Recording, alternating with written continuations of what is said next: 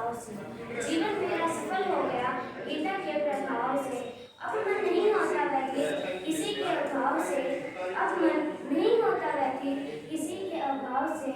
अब कोई फर्क नहीं पड़ता मुझे अब किसी की जुदाई या लगाव से।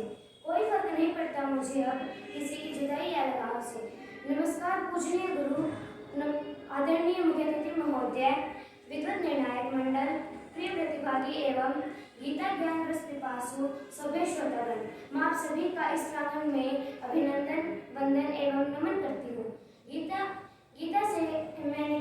का मेरे ऊपर क्या प्रभाव पड़ा है, तो मैं कहना चाहूँगी कि गीता का मेरे ऊपर प्रभाव ही नहीं, अभी तो मेरा तो पूरा जीवन ही गीता के सहारे है। कर्मण्येवाधिकारस्ते मा फलेषु कदाचन।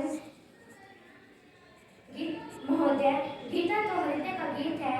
गीता अनवरत सत्य अनवरत ज्ञान का प्रवाह है, जिसमें डुबकी लगाते ही मानव के ज्ञान के कपाट ही उद्घाटित नहीं होते, अपितु मन भी निश्चल एवं निर्मल हो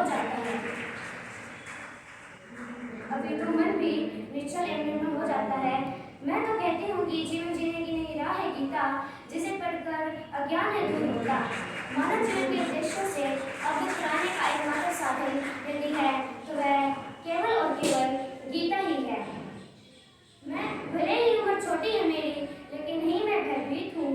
भले ही उम्र छोटी है मेरी, लेकिन नहीं मैं भयभीत हूँ, क्योंकि योगेश्वर की वाणी का ही मैं हर एक गीत हूँ। क्योंकि योगेश्वर की वाणी का ही मैं हर एक गीत हूँ।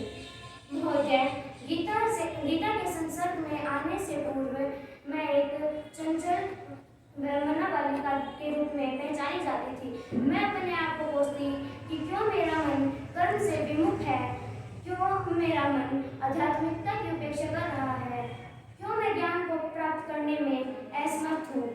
महोदय, मेरी संस्कृत की शिक्षिका ने मुझे गीता का वह श्लोक कर्मण्येवाधिकारस्ते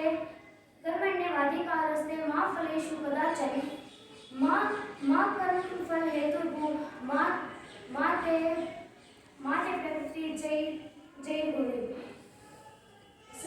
सुनाकर मुझे कर्म की ओर प्रेरित किया। तभी से गीता मेरे हृदय का गीत बन गया। मैं कहती हूँ गीता जीवन का सार है, जिसे नहीं जाने से वह मानव जीवन ही बेकार है। जिसने समझ लिया गीता के महत्व को तो मानव जीवन ही साकार है।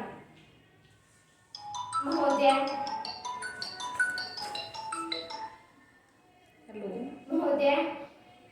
अच्छा चलो, थैंक यू।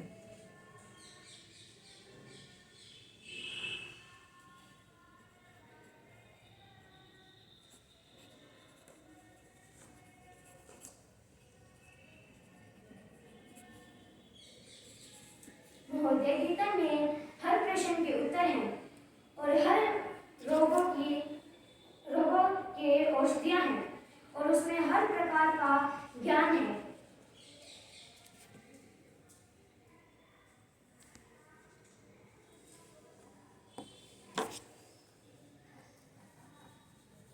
महोदय, कोई भी व्यक्ति किसी भी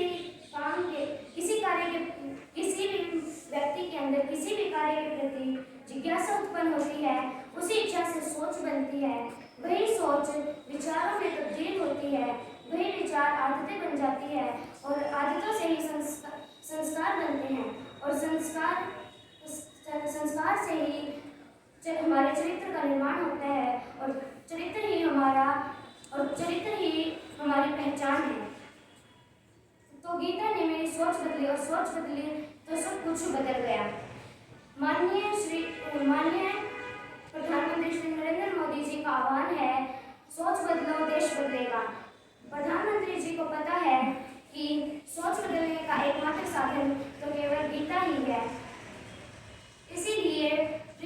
इसीलिए सभ्य श्रोतागणों, इसीलिए तो यह गीतोत्सव की मुहिम चलाई गई है, ताकि इसे पढ़कर लोगों का जीवन साकार हो जाए। धन्यवाद।